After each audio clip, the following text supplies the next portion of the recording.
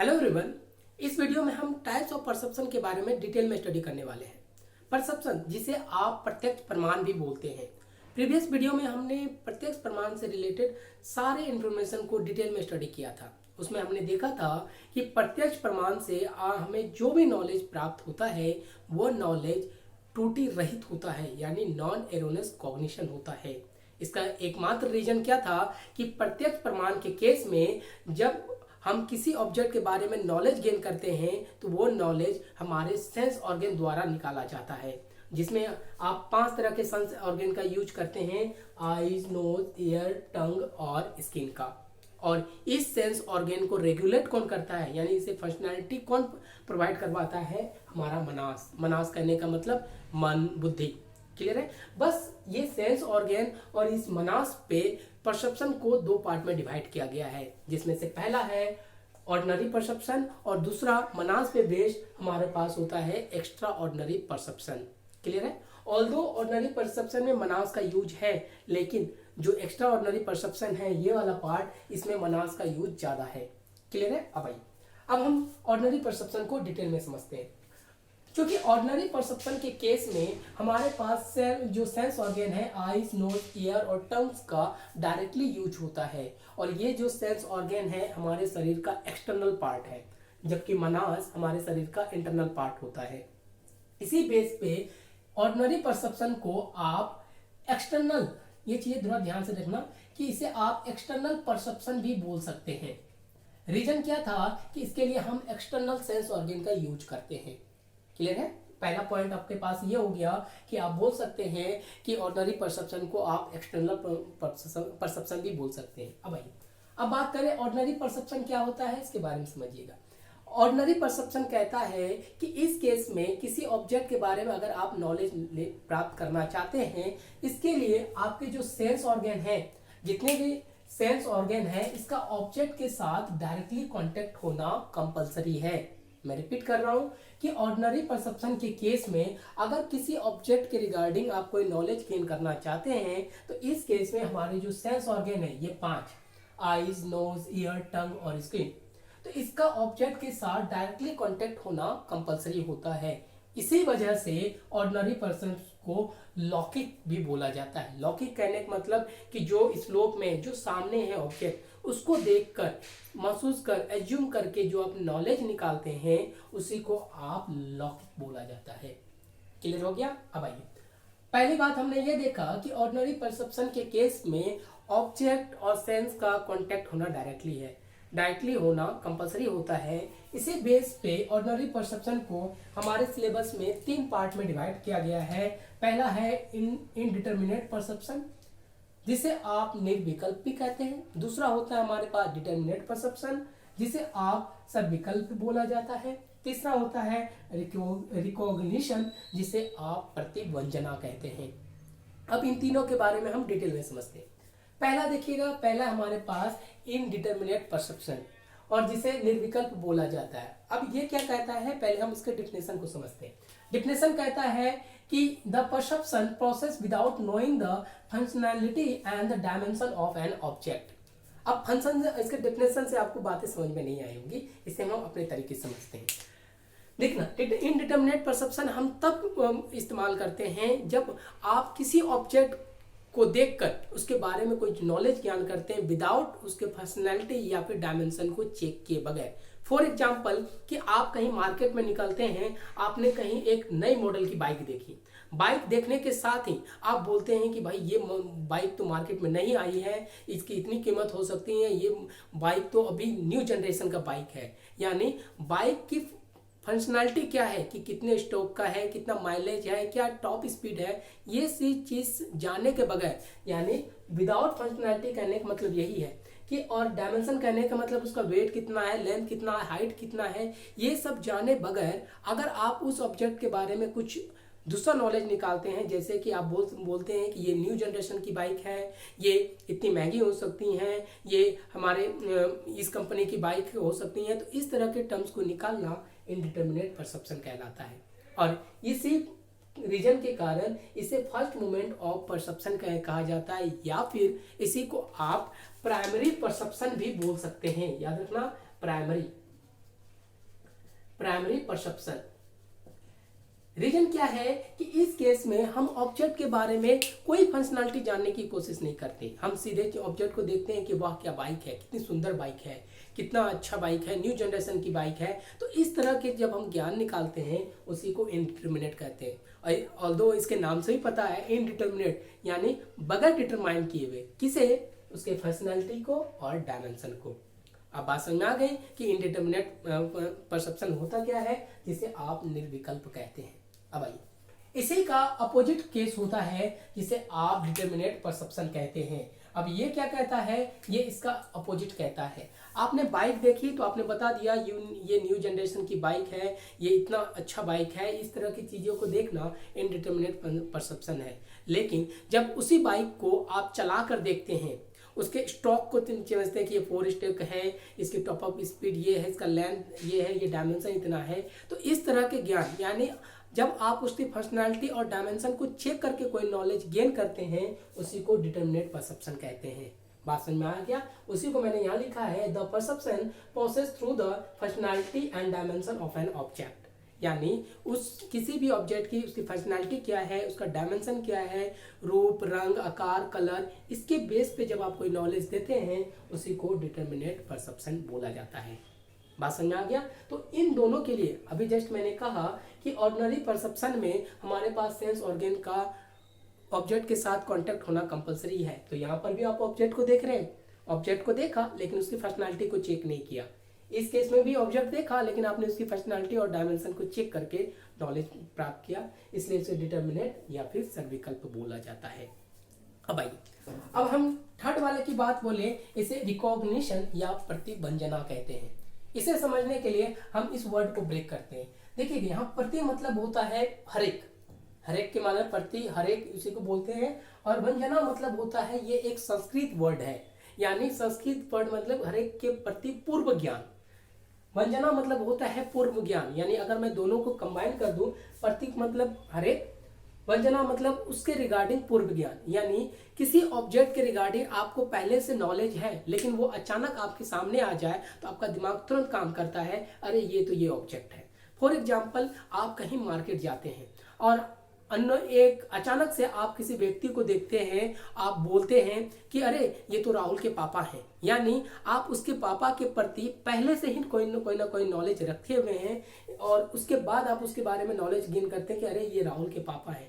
इसलिए इसे बोला जाता है the perception process by recall. यानी हमें रिकॉल, हम अपने माइंड को रिकॉल करते हैं। कब? जब वो ऑब्जेक्ट हमारे सेंस ऑर्गन के सामने आता है।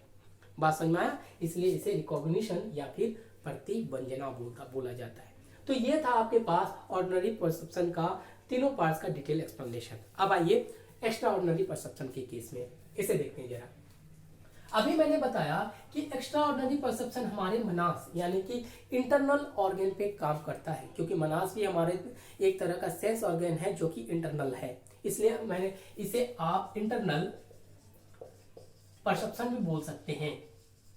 जैसे ये वाला पार्ट हमारा एक्सटर्नल सेंस ऑर्गन पे काम करता था, इसलिए आपने इसे एक्सटर्नल परसेप्शन बोला। और जबकि एक्स्ट्रा ऑर्डिनरी परसेप्शन टोटली मनास पे काम करता है, इसलिए आप इंटरनल परसेप्शन भी बोल सकते हैं इसे। अब आइए दूसरा पॉइंट कि इस केस में, ऑर्डिनरी परसेप्शन के केस में सेंस ऑर्गन का ऑब्जेक्ट के साथ कांटेक्ट होना कंपलसरी था, बट एक्स्ट्रा ऑर्डिनरी के केस में ऐसा होना कंपलसरी नहीं है। इसलिए मैंने यहाँ एक डिफिनेशन लिखा है, बोला गया है object is not directly contact with the sense organ. यानी ऑब्जेक्ट सेंस ऑर्गन से डायरेक्टली कॉन्टेक्ट नहीं होगा। लेकिन तब आप बोलेंगे सर फिर हम किसी ऑब्जेक्ट के रिगार्डिंग नॉलेज कैसे गेन करें, तो उसी बात को मैंने लिखा है, ऑब्जेक्ट इज एज्यूम, ऑब्जेक्ट को एज्यूम किया जाता है कैसे, by the sense organ through an unusual manner. अब बात आपको पूरी तरह क्लियर नहीं हुई होंगी डेफिनेशन से, तो इसे हम फिर से अपने रियल लाइफ एग्जांपल से समझते हैं। फॉर एग्जाम्पल कि आप कहीं एडवेंचर पे जाते हैं, आप किसी जंगल से गुजर रहे होते हैं, अचानक आपको एक खुशबू आती है। खुशबू आने के बाद आप, हो सकता है कि वो खुशबू कोई सैंडलवुड का हो, चंदन की लकड़ी का, या फिर किसी मोगरे के फूल का हो, ठीक है। तो आपके दिमाग में तुरंत ये, जैसे ये सेंस ऑर्गन, याद रखिए हमने ऑब्जेक्ट के साथ डायरेक्टली कांटेक्ट नहीं किया, लेकिन उसकी खुशबू जैसे आपके नाकों तक पहुंचा, तो नाक में पहुंचा तो आपने तुरंत उसे देखा कि शायद आसपास कहीं सैंडलवुड का पेड़ है या फिर मोगरे का पौधा है, तो इस तरह से आपने आंसर दे दिया। तो इस केस में क्या हुआ ना, आपने ऑब्जेक्ट से आपका सेंस ऑर्गन डायरेक्ट कांटेक्ट नहीं हुआ, हमने एज्यूम किया कि इस तरह के सेंस मिलता जुलता लगता है कि सैंडलवुड का हो सकता है, चंदन के वृक्ष का हो सकता है, इसलिए इसको एक्स्ट्रा ऑर्डिनरी परसेप्शन कहते हैं। जहाँ पे डायरेक्टली कांटेक्ट तो नहीं हुआ, लेकिन हमने अपने ऑर्गेन का यानी अपने सेंस ऑर्गेन का ही अनयूजुअल मैनर में, हाँ हो सकता है वो खुशबू किसी और का हो, लेकिन उस खुशबू से मिलता जुलता हमने बता दिया कि सैंडलवुड हो सकता है या मोगरे का पेड़ हो सकता है। तो इस तरह के ही परसेप्शन को एक्स्ट्रा ऑर्डिनरी परसेप्शन कहते हैं। और ये अलौकिक होता है। अलौकिक कहने का मतलब क्या है कि जो सामने नहीं है, इसमें लौकिक था क्योंकि ऑब्जेक्ट सामने था, ये अलौकिक है जो सामने नहीं है फिर भी हम एज्यूम कर देते हैं, इसलिए इसे एक्स्ट्रा ऑर्डिनरी परसेप्शन बोलते हैं। अब बात क्लियर हो गई होगी। अब भाई, और इसी बेस पे आपको एक्स्ट्रा ऑर्डिनरी परसेप्शन को 3 पार्ट में डिवाइड किया गया है। पहला है समान लक्षण, दूसरा है जना लक्षण और तीसरा है योगाद। जना लक्षण को ज्ञान लक्षण भी बोला जाता है। रीजन क्या है, 1 बाय 1 चेक करते हैं। देखिएगा, पहला हम चेक करते हैं समान लक्षण को। समान लक्षण को परसेप्शन और क्लासेस या फिर यूनिवर्सल परसेप्शन बोला जाता है। इन 2 पॉइंट को माइंड में लिख बिठा लीजिए क्योंकि इसके बेस्ड 2020 में क्वेश्चन पूछा जा चुका है। अब ये क्या होता है समान लक्षण, जरा ध्यान देखिए, मैंने कहा इसे परसेप्शन ऑफ क्लास या यूनिवर्सल परसेप्शन बोला जाता है। अब इसे समझते हैं ये 2 पॉइंट क्या कहता है कि ये काफी कंपलसरी है यानी इंपॉर्टेंट है हमारे इस टॉपिक के लिए। जैसे कि मैंने अगर आपको डॉग के बारे में पूछूं, मैंने जैसे डॉग लिखा तो आपके माइंड में बहुत सारे परसेप्शन आ गए। आपने डॉग नहीं देखा क्योंकि आपको मैंने क्या कहा, ऑब्जेक्ट का यहाँ डायरेक्टली कॉन्टेक्ट नहीं होता, लेकिन जैसे मैंने यहाँ पे डॉग लिखा आपके दिमाग में डॉग के रिगार्डिंग बहुत सारी बातें छप गई होंगी कि डॉग भौंकता है, डॉग में थूकने की शक्ति बहुत अच्छी होती है, डॉग पालतू भी होते हैं, इस तरह से आपने सोच लिया। एज इट इज अगर मैं यहाँ पे लायन की बात करूं कि लायन, तो आप कहेंगे कि शेर है, शेर दहाड़ता है, ये मांसाहारी जानवर होता है, ये जंगल का राजा होता है। एज इट इज अगर मैं यहाँ काव लिख दूं तो आपके दिमाग में तुरंत बैठ जाएगा कि काव पालतू जानवर होता है, ये दूध देती है, गाय दूध देती है। तो इस तरह से परसेप्शन यानी कि कोई ऑब्जेक्ट के रिगार्डिंग आप एक परसेप्शन यहाँ बनाते हैं डॉग का, दूसरा परसेप्शन बनाते हैं कि डॉग भौंकता है, डॉग आपके पास पालतू होता है, इस तरह से आप निकालते हैं। डॉग वफादार होता है, कुत्ते वफादार होते हैं, इस तरह से आप 2-3 परसेप्शन निकालते हैं। एज इट इज लायन का केस बात करूं तो लायन को बोलते हैं ये दहाड़ता है, ये मांसाहारी होता है, ये जंगल का राजा होता है। एज इट इज गाँव की बात करें तो ये पालतू जानवर होता है, गाय दूध देती है। तो इस तरह से आप परसेप्शन निकालते हैं, यानी हर एक ऑब्जेक्ट के रिगार्डिंग आपका एक क्लास बनता है। देखिएगा, कोई भी ऑब्जेक्ट मैं यहाँ बोलूं, भले आपके सामने ये चीजें है नहीं, लेकिन भरवली जैसे मैंने बोला डॉग, तो आपके माइंड में इतनी बातें छप जाती है, इसलिए इसको परसेप्शन ऑफ क्लास कहते हैं। यानी हर एक ऑब्जेक्ट का अपना अपना परसेप्शन होता है, इसलिए इसको परसेप्शन ऑफ क्लास के टर्म्स में रिप्रेजेंट करते हैं। दूसरी बात, ये यूनिवर्सल परसेप्शन इसलिए है, भले काव के रिगार्डिंग हमारे पास 2 परसेप्शन है जो परसेप्शन ऑफ क्लास को रिप्रेजेंट करता है, लेकिन ये परसेप्शन यूनिवर्सली ट्रू होता है। यानी गाय हमें दूध देती है तो ये यूनिवर्सली ट्रू भी है, इसलिए इसको यूनिवर्सली परसेप्शन बोलते हैं।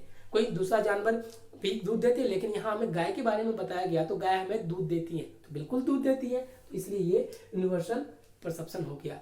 शेर मांसाहारी जानवर होता है और दहाड़ता है, ये तो पूरी तरह सच है कि पूरे यूनिवर्स यानी कि पूरे वर्ल्ड में बात करूं तो शेर दहाड़ता है और मांसाहारी जानवर होता है, इसलिए इसको यूनिवर्सल परसेप्शन बोला जाता है। बात समझ में आया कि समान लक्षण को परसेप्शन ऑफ क्लास क्यों कहते हैं कि हर एक ऑब्जेक्ट का ये एक अलग अलग क्लास के रूप में परसेप्शन बनाता है। जैसे इस ऑब्जेक्ट का एक क्लास के रूप में परसेप्शन, इस ऑब्जेक्ट का एक क्लास के रूप में परसेप्शन, काव का एक क्लास के रूप में परसेप्शन। और यूनिवर्सल परसेप्शन क्या, जो भी बातें हम इसमें लिखते हैं वो पूरी तरह से यूनिवर्सली होता है, जिसको नकारा नहीं जा सकता। गाय दूध देती है, कोई निकाल सकता है नहीं, इसलिए ये यूनिवर्सली परसेप्शन कहलाता है। क्लियर हुआ? अब आइए जना लक्षण के बारे में समझते हैं। तो ये 2 पॉइंट काफी इंपॉर्टेंट है, इसके रिगार्डिंग क्वेश्चन है।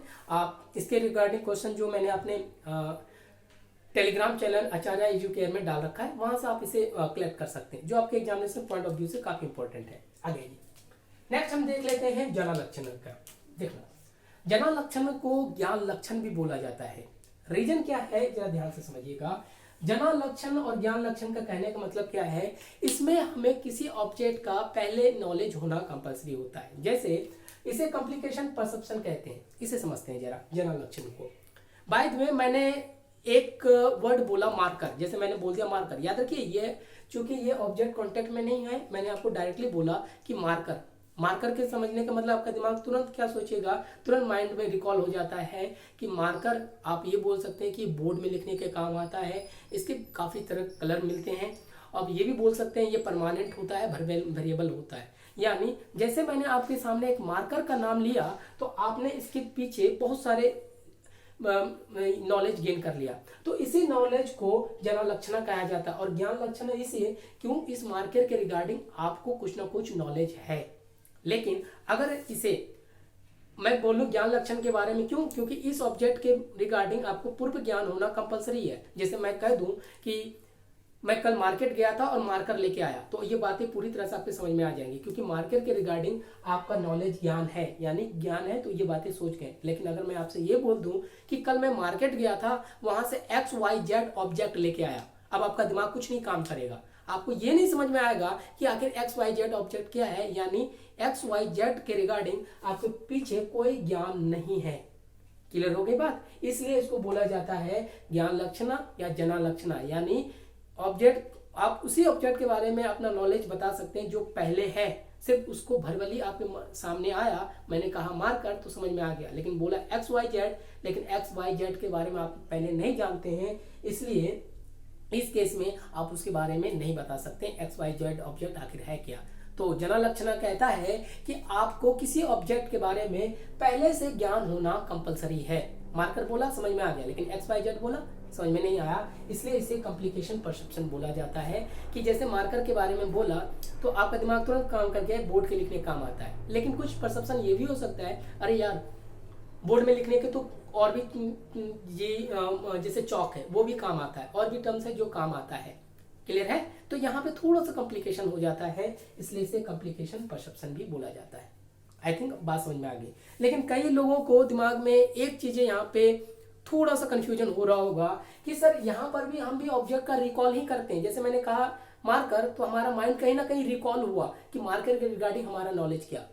क्लियर है? यहाँ पर भी तो रिकॉल ही है, लेकिन आप बोलेंगे कि सर रिकॉल तो यहाँ पर भी है, जो रिकॉग्निशन में ही है, लेकिन दोनों में डिफरेंस क्या रहा? तो दोनों में डिफरेंस है। पहला डिफरेंस क्या?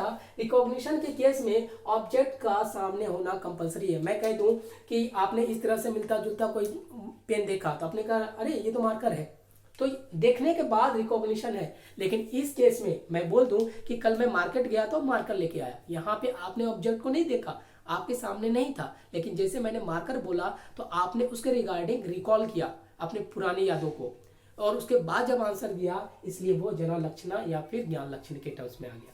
समझ में आ गया दोनों में डिफरेंस क्या है? अब भाई लास्ट हम योगास की बात करते हैं, जिसे इंट्यूशन बोला जाता है, यानी सहज बोध, अपने आप से ज्ञान प्राप्त करना।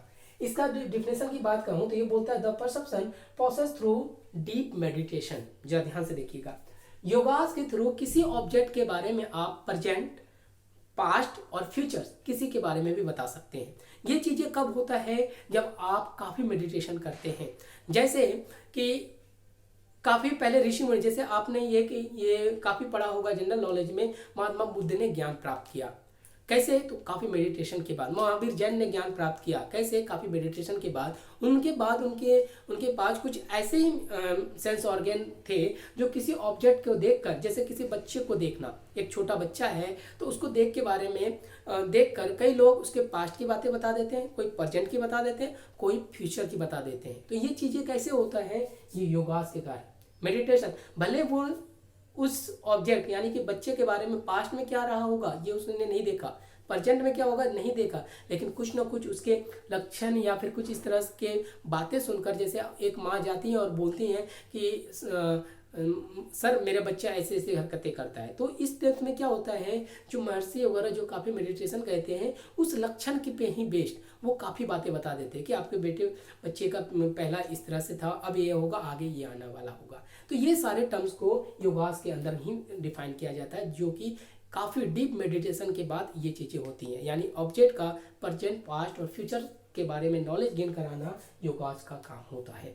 क्लियर है? और ये था आपके पास full detail explanation of types of perception. Thank you.